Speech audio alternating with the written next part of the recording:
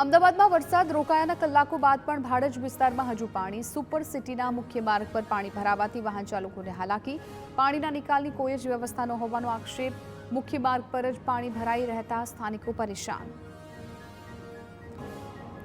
અમદાવાદના વિરમગામમાં ભારે વરસાદ બાદ તારાજી એપીએમસીમાં 4 દિવસે પણ હજુ વરસાદી પાણી ભરાયેલા ધોધમાર વરસાદમાં વેપારીઓની કિંમતી જણસ પલળી વેપારીઓને આશરે ₹70 થી 80 લાખનું નુકસાન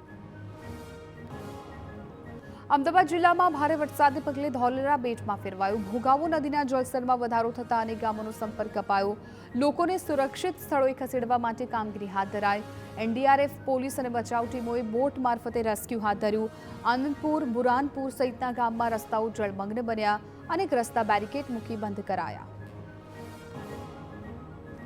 ધોલેરામાં ભોગાવો નદીમાં પાણીનો પ્રવાહ વધતા વળી તણાવ ગામનો સંપર્ક તૂટ્યો વિસ્તાર પાણીમાં તરબોળ થતા અમદાવાદ ગ્રામ્ય પોલીસ અને એનડીઆરએફ દ્વારા ગામમાં ફસાયેલા નાગરિકોનું રેસ્ક્યુ કરાયું આનંદપુર બુરાનપુરાનો રોડ પાણીમાં ગરકાવ થયો બંધ કરાયેલા રસ્તાનો ઉપયોગ ન કરવા પોલીસે અપીલ કરી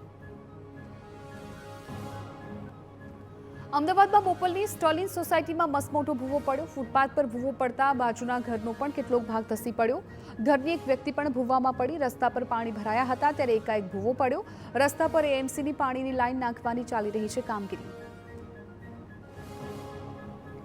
અમદાવાદના ચાંદલોડિયા રેલવે ગરનાળું 10 ફૂટ વરસાદી અને ગટરના પાણીમાં ગરકાવ થયું જેને કારણે વાહન ચાલકો અને સ્થાનિકોને હાલાકી વેઠવાનો વારો આવ્યો પંપ મૂકવા છતાં પાણીનો નિકાલ ન થતા સ્થાનિકો રોષે ભરાયા કોર્પોરેટરો માત્ર મત માંગવા આવતા હોવાનો સ્થાનિકોએ આક્ષેપ કર્યો અમદાવાદના રાંચરડા શીલજથી એસપી રિંગ રોડને જોડતો મુખ્ય માર્ગ પાણીમાં તરબોળ થયો મુખ્ય રસ્તા પર પાણી ભરાવાથી વાહન ચાલકોને હાલાકી વેઠવી પડી સતત પાણી ભરાવાને કારણે નોકરીએ જતા લોકોને જાહેર પરિવહન મેળવવામાં મુશ્કેલી ભોગવવી પડી